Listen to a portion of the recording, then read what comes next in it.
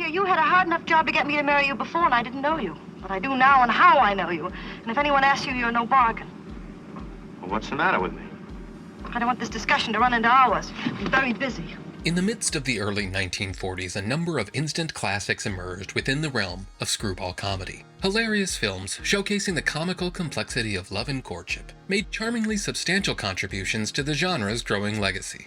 However, amid this cluster of beloved classics, one particular film stands out with unique distinction: Mr. and Mrs. Smith. This moderately conventional screwball story centers on a seemingly ordinary married couple, the Smiths, who discover that due to a bureaucratic blunder, their marriage is not legally valid. In classic screwball fashion, this revelation prompts a series of absurd predicaments and comedic misunderstandings, as each weigh the pros and cons of continuing their marriage or embracing the impacts of matrimonial liberation. Hello? She's kissing at me. Kiss back at her. I don't know her. What's off her laugh? She's a great kid.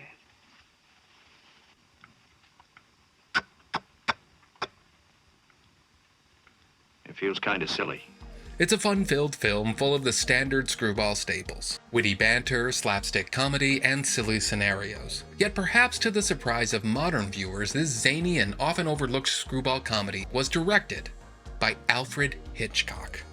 Compared to Hitchcock's other work, Mr. and Mrs. Smith generally receives less favorable opinion from both general audiences and Hitchcock enthusiasts alike. Known moreover for a completely different kind of movie, Mr. and Mrs. Smith understandably stands out as the oddity of the Hitchcock filmography. Celebrated worldwide as the master of suspense, Hitchcock made movies known for their darker themes and high anxiety. In spite of this, throughout his entire body of work is a distinct thread of humor, and comedy would be an important tool of his directorial style.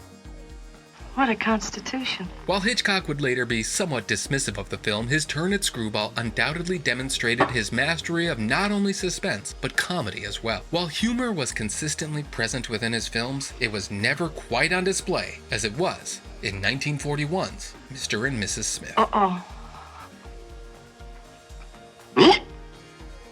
In 1939, seasoned screwball screenwriter Norman Krasna came up with a new story about a married couple who learned they aren't married after all, and pitched it to celebrated movie star Carole Lombard, who found it entertaining and worthwhile. RKO Radio Pictures, upon learning of her interest, promptly acquired the script for production. Oh, it's a lovely view. The bridge and everything. Is it always there? Most always. A natural comedian, Carole Lombard had played an active part in the birth and evolution of the screwball comedy. Portraying passionate characters with vibrant wit, effortlessly balancing charm and eccentricity, she quickly established herself as the genre's leading lady. How romantic. Now that we're engaged, I hope we'll see each other occasionally. Whatever is customary, Mr. Miller.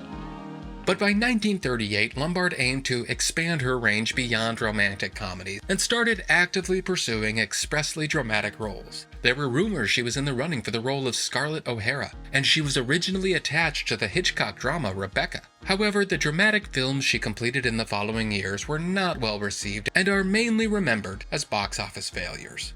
By 1940, realizing audiences were mostly uninterested in her serious roles, she decided to return to screwball comedy with Mr. and Mrs. Smith. You know, this is the first time I felt right since... Yeah, since. Well, let's get started. Across the pond in the UK, director Alfred Hitchcock was churning out cinematic hit after hit. With a diverse catalog of dozens of films, Hitchcock had already established himself an accomplished filmmaker with tremendous ability to balance intrigue, humor, and thrills. I'm going outside. Tell them what's occurred. It's up to us to apologize and put the matter right.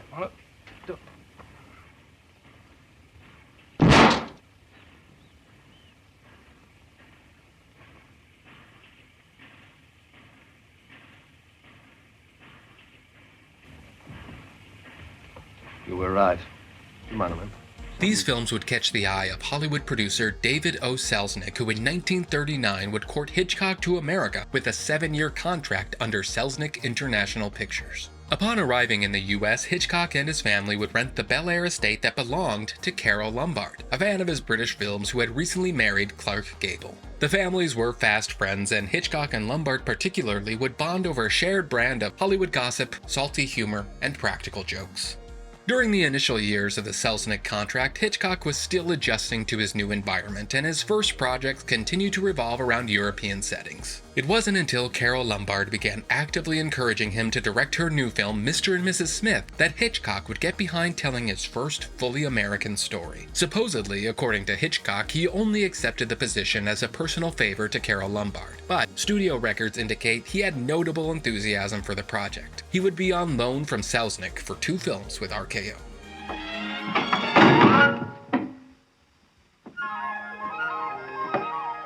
Good night, dear. Your nose is bleeding. While initially pursuing Cary Grant for the role of Mr. Smith, the part ultimately went to Robert Montgomery, a talented actor known for his success in both drama and comedy. He proves to be a perfect and humorous complement to Carole Lombard, with their undeniable, if not somewhat absurd chemistry plainly on display. Respect for each other as persons, that's our big trick. Mm-hmm. Man and woman, all right, but person to person, that's important in marriage, too. Mm-hmm. Make like this. At the time, Alfred Hitchcock had not yet fully achieved to the level of acclaim we know him for today. While he had experienced his fair share of success, he was still finding his way and popularizing his signature style. Thus, the main draw at the time for American audiences was not Hitchcock's involvement, but rather Carole Lombard's, as it would serve as her return to screwball comedy. The film as a whole is a tried and true screwball, owing much of its success to Norman Krasna's screenplay and the impeccable charisma between Lombard and Montgomery. However, there are clear and distinctive elements that unmistakably assure Alfred Hitchcock is in the director's chair. So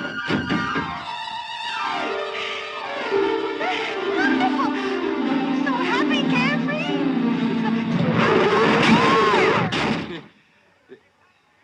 Uh-oh. The film begins in the midst of an extended lover's quarrel. Mr. and Mrs. Smith, David, and Anne have been holed up in their bedroom for 3 days, a consequence of a marital agreement they've made to not leave the room until a fight has been resolved. We're immediately treated to a sweeping tracking shot that reveals Carole Lombard's Mrs. Smith in a clearly Hitchcockian introduction.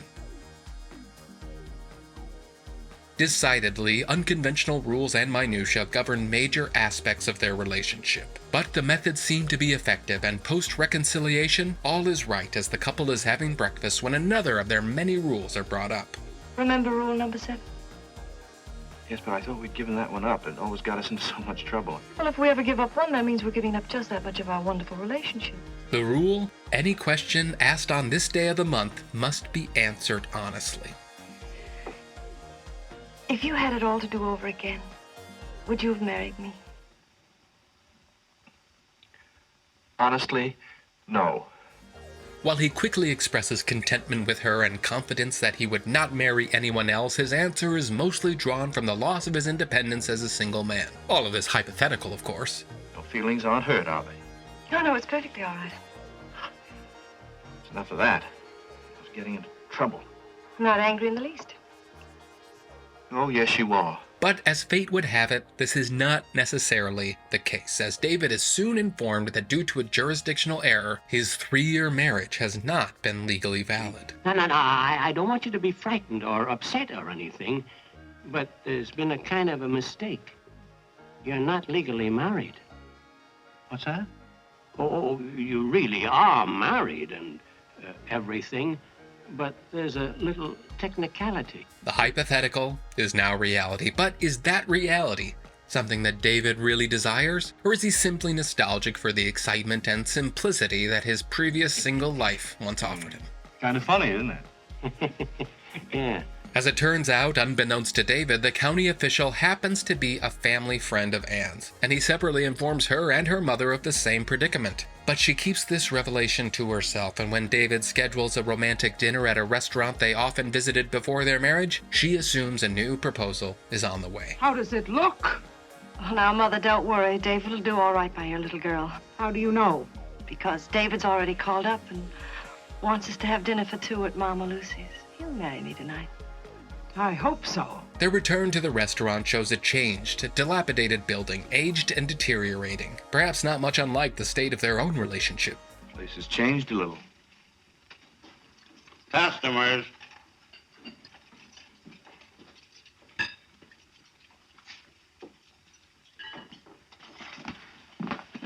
Is Mama Lucy here? I'm Mama Lucy. You changed a little, too. Filled with new faces and various interruptions, Mr. and Mrs. Smith attempt to dine together. As Anne quietly anticipates a proposal, it's possible David isn't on the same page. There's something wrong with that soup. It's your imagination. Why doesn't the cat eat the soup? Animals know what's good for them. You notice he ate the olives. And the pits, too. Well, that's roughage. Make the best of it, darling. Don't let it spoil our evening. That cat knows something. Upon leaving the restaurant, David seems to entertain other intentions, and Anne realizes a proposal isn't part of the plan tonight. And she cracks. Beast, you know we're not married. You were never going to tell me. I was going to tell you, Annie. I was going to tell you later. Later? How much later could you have told me? Now, there's no need in going on like You were this. going to wait until... Annie. And then throw me aside like a squeezed lemon. The established marriage rules go out the door, and the film is set in motion as through a wealth of comical situations, David fights to defend the marriage while Anne seems stubbornly determined to make that task a challenge. Both characters display a degree of humorous instability as they manipulate anything and anyone around them, as pawns in their own peculiarly particular battle of the sexes. Would you care to have dinner with me tomorrow night? Where? And I'm asking you to come to your senses and marry me tomorrow. If you have dinner with him tomorrow night, this is final. We're through. What time? We're through. From now on, we're just friends. Not necessary. This singular setup was becoming a recurring motif in screwball comedies. Often categorized as comedies of remarriage, their primary objective was not to unite two people, but reunite them. Typically, these films featured divorced couples as the protagonists. In light of the production code, which prohibited explicit references to sex and adultery, remarriage comedies slyly allowed for a bit more leeway when dealing with extracurricular side stories, as the original couples would always get back together in the end. Isn't it a little crowded in here? Couldn't we go someplace where it was quieter, maybe a little darker? Hold it, Cookie. We'll go to one of them dark romantic places later. We're eating first. Hitchcock was undoubtedly having a good time, trying to tactfully sneak things by the code restrictions. We met some time ago. Yes, we know one another very well. Of course, you've probably seen a great deal of her. Yes, I have. A great deal. In his approach to Screwball, Hitchcock adds to the typical rapid-fire dialogue with more carefully crafted and deliberate visual gags that, much like Suspense, become stronger with a little room to breathe.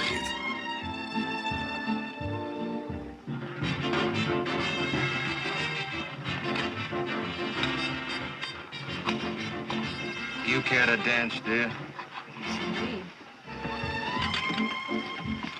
You're looking for trouble, buddy. You know what this peasant is? Nothing but chicken, and tough chicken at that. $3 for this with a couple of French fries.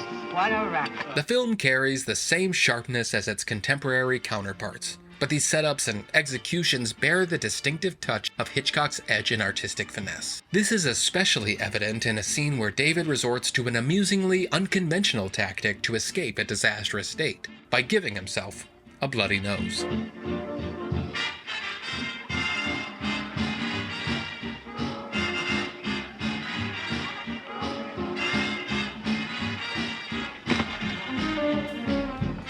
While Hitchcock was no stranger to depicting romance on screen, the near absence of genuine passion between the married leads of this film add to its absurd and goofy charm. Instead of ordinary affection, the Smiths' energy is funneled into acts of retaliation, with their arguments actually working as an oddball form of intimacy. I've always had a suspicion about you. So did my mother. Your forehead slants back too much. Will you please let me say... Touch. It's a comedic portrayal of a couple whose mutual flaws make them strangely perfect for each other. While hilariously dysfunctional, they're worth rooting for as their unusual love for one another shines through. I'm warning you, I'll kill you in cold blood. Sometime, someday, when your back is turned, I'll stab you. I'm telling you, don't you try anything. Uncharacteristically, despite many threats, this is a Hitchcock film free of murder and conspiracy. I love the smell of snow. No one can smell snow. I can.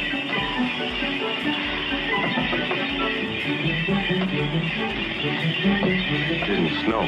In the subsequent films that followed, Alfred Hitchcock would solidify his reputation as the master of suspense. Through varied cinematic techniques, intricate characters, and elaborate set pieces, he formed a unique brand of sensational tension. Hitchcock understood that suspense wasn't solely reliant on unexpected jump scares. Instead, it thrived on the gradual, deliberate, and at times breathtaking nature of anticipation. He involved the audience as active participants, often arming them with information that the characters themselves did not possess. Hitchcock's unmatched talent for building tension allowed him to craft a range of thrilling films that have earned their place as some of the best in cinematic history. But subsequently, Hitchcock had his own unique classification for the kinds of stories he told. He frequently suggested that all of his films were actually dark comedies, and viewing them in this lens, it's not a stretch to see so. All of his films hold careful, exact, and purposeful humor.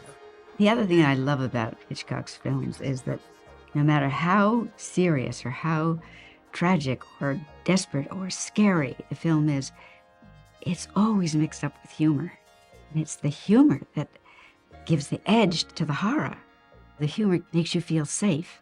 After having been slightly scared, you feel very safe, and you're laughing, and then bang, there's something there that hits you.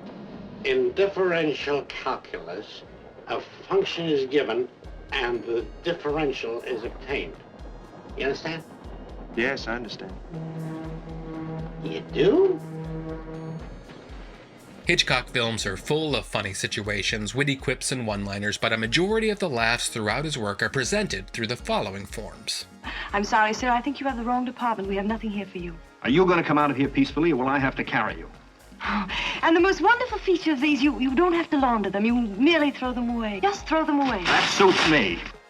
While Mr. and Mrs. Smith was unquestionably a genuine screwball comedy, Hitchcock consistently employed the elements of the genre in many of his other films. My love. Oh, my darling. My lunch. His movies frequently showcased themes of romance and relationships, regularly veering into screwball territory through a wealth of amusing deception, physical comedy, and snappy dialogue.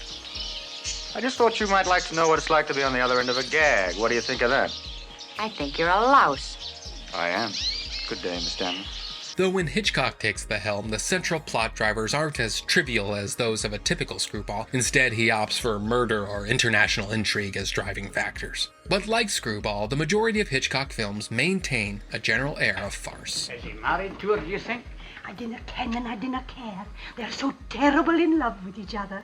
I tell you, I can't stand it any longer. I'm going to tell them the whole story. You want to hang me for a murder I never committed? As long as they hang you, I don't care whether you committed it or not. The most prominent comedy element in all of Hitchcock's films is the presence of dark humor and irony. Well, he's kind and simple and gentle. Oh, you're in one of your romantic moods again. That's been the trouble since the beginning. And since when have you been so crazy about the gentle act? Shall I recall to you how I got this? A bed lamp. Skillfully drawing laughter, either genuine or uncomfortable, from the most unexpected and serious of situations. You're going to do a murder. How are you going to do it? That's the fascinating part. You know, I read of a case once. I think it would be a wonderful idea. I can take him out in the car, and when we get to a very lonely spot, knock him on the head with a hammer, pour gasoline over him and over the car, and set the whole thing ablaze. Then have to walk all the way home? Oh, no. I try to offset any tendency toward the macabre with humor. As I see it, this is a typically English form of humor. It's a piece with such jokes as the one about the man who is being led to the gallows to be hanged. He looked at the trap door in the gallows, which was flimsily constructed, and he asked in some alarm, "I say, is that thing safe?" He was running away from the police, and they were just about to nab him at the airport, and he ran plump right into the propeller of an airplane. Ooh, boy. Cut him all to pieces. Had to identify him by his clothes. His shirts were all initialed. C-O''H. Well, makes a good ending. Couldn't have done better myself. In all of Alfred Hitchcock's films, elements of death and murder are prevalent, but these morbid subjects are curiously lightened when placed in Hitchcock's hands. So horribly sad, how is it I feel like laughing? Hitchcock had a keen intuition for the needs of his audience, understanding that moments of comic relief were essential to break the tension in his suspenseful narratives. Now, you don't really approve of murder, Rupert, if I may. You may, and I do. Think of the problems it would solve: unemployment, poverty, standing in line for theater tickets. He often compared his movies to roller coasters, emphasizing that the ups and downs were necessary for an exhilarating experience. The highs can be more thrilling when you're given brief moments to catch your breath at the lows. Hitchcock knew that his audience needed moments of levity amid the suspense. Let's go down and find out what's buried in the garden. Why not? I've always wanted to meet Mrs. Thorwald. What are you two talking about? Hitchcock's own personality was notably dry, and it's no surprise that the humor in his films mirrored this attribute. The jokes were often subtle, designed primarily for the viewer's amusement. Characters within the story usually remained oblivious to the comedy they were unwittingly a part of. The essential ingredient of Hitchcock's dark humor was irony, with every joke intended to be unexpected and understated. The man you thought you killed was the man I hit over the head with the leather heel of my hiking shoe. You? And with the metal cleat on the end of it. But why? He annoyed me. Hitchcock earned a reputation for undermining audience expectations, often luring them into lovely and lighthearted setups only to pull out the rug with an unanticipated murder. In his private life, he was known for his practical jokes, frequently indulging in pranks on his family, friends, and colleagues. I used to indulge very much in practical jokes of a very high order. I used to have great pleasure from them.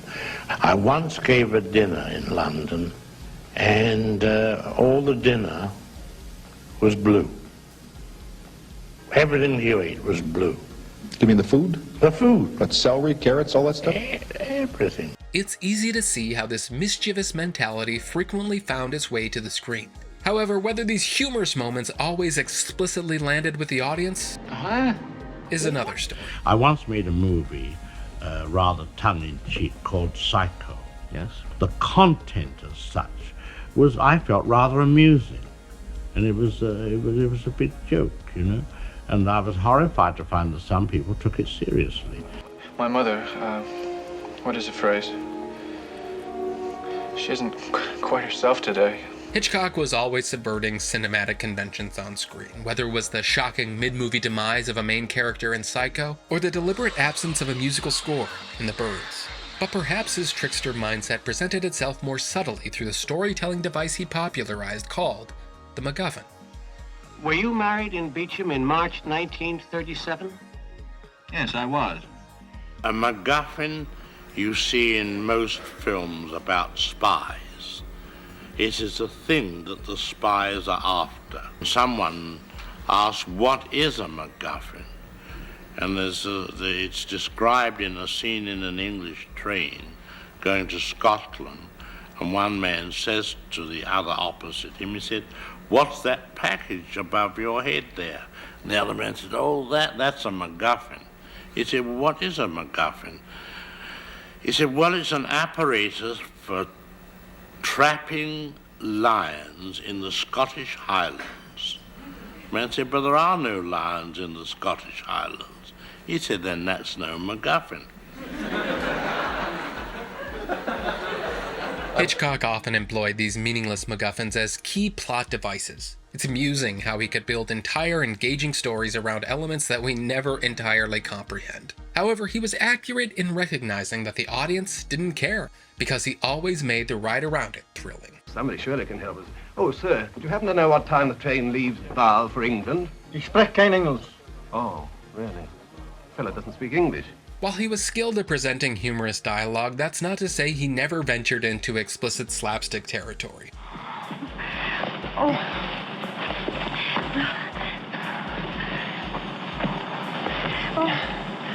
And would you hold his arms? Some of Hitchcock's earliest films were silent comedies, and his involvement with them likely played a role in shaping his awareness for the power of body language and visual storytelling. Pick 'em up. Bang, bang.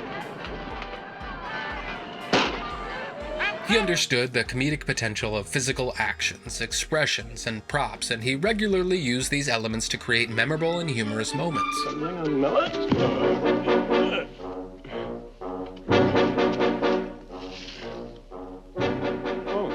Oh, I beg your pardon. Stumbling on melons as I pass. Hitchcock was a pioneer of the show don't tell directing approach. These methods worked well when conveying important and suspenseful plot details, but they were just as effective when Hitchcock wanted to throw in a silly joke or something visually amusing. No, Mother, I have not been drinking. No, these two men, they poured a whole bottle of bourbon into me. No, they didn't give me a chaser. But Hitchcock would often reserve the biggest laughs for himself.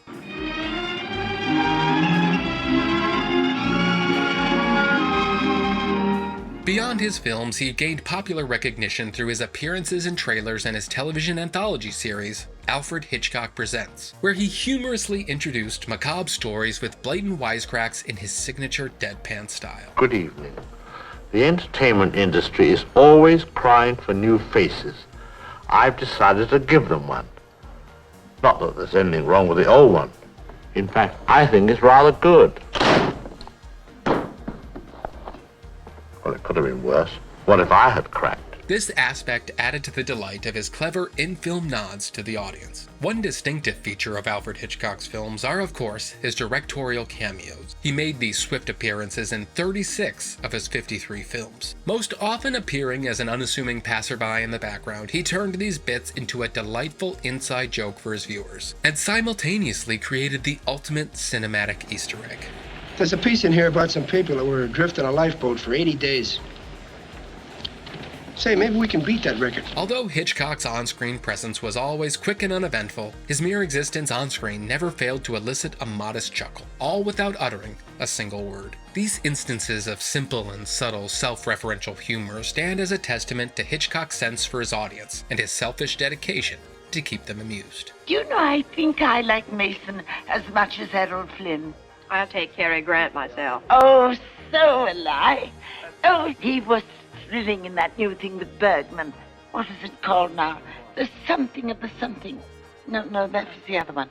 This was just plain something. When it came time for Hitchcock to film his cameo in Mr. and Mrs. Smith, Carole Lombard would assume the director's chair. Sharing Hitchcock's love for practical jokes, Lombard playfully insisted directing Hitchcock into many, many retakes, much to the delight of the crew and specifically Hitchcock himself. Upon its release, the film was a box office success. Lombard and Hitchcock had successfully delivered a compelling screwball comedy, further elevating Hitchcock's profile for American audiences. The film would soon be adapted for radio, once again featuring Carole Lombard, this time opposite Bob Hope. Now listen, you're my wife. No, we're not legally married, Ducky. Well, then we're going to be legally married. Sorry, I haven't time. I'm learning the words to the Hut-Sut song. Are you out of your mind? Why, think of my reputation. Well, why the laugh? Oh, I thought of your reputation. Tragically, Mr. and Mrs. Smith marked the final film release during Carole Lombard's lifetime, as she would sadly pass away in a plane crash in 1942. She was 33.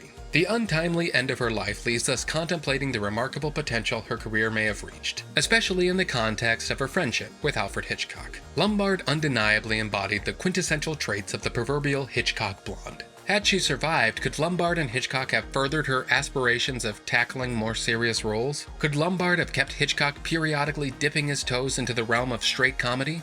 These questions will remain unanswered. Her last film, To Be or Not to Be, released posthumously, is frequently celebrated as her crowning performance, securing her legacy as the queen of screwball comedy. You see, I never see strangers in my dressing room. Oh, but you're no stranger to me, Mrs. Tudor. I've seen you in everything you ever played. I'll never forget how I laughed when I saw you as Kiki. Some people thought I was funny. But you certainly weren't funny when you played Lady Macbeth. Thank you.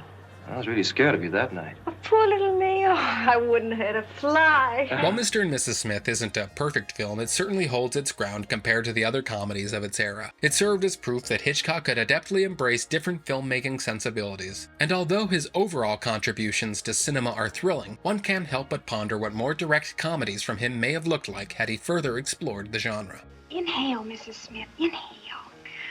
I can't understand anything hanging in the closet shrinking so much. Mr. and Mrs. Smith no doubt stands apart from the rest of the Hitchcock body of work, discounted by many if only because it's so unexpected against the remainder of his filmography. But it's not an anomaly. Look out! Look out! You'll fall. He thinks we're skiing. While there's not much of suspense to be found here, it nevertheless carries plenty of the Hitchcock essentials. Deception, grand set pieces, a blonde, and above all, comedy. You know what we ought to do, you and me? What? Let's go to a barbecue show. This dame ain't gonna do nothing this afternoon. In the afternoons is when you catch them. No kidding. That's funny. What is? Where does my wife go every afternoon? Mr. and Mrs. Smith is an underrated gem in the film world. Nevertheless, it shows Alfred Hitchcock at his most versatile, presenting a hilarious, engrossing, well-balanced American screwball comedy, where laughs take the lead. I wonder if he'll take a little soup. Come on. This is Levity Light Classics. No. No, he won't. Doesn't that mean something? I want a stomach pump. Nice cat, eh? Yeah.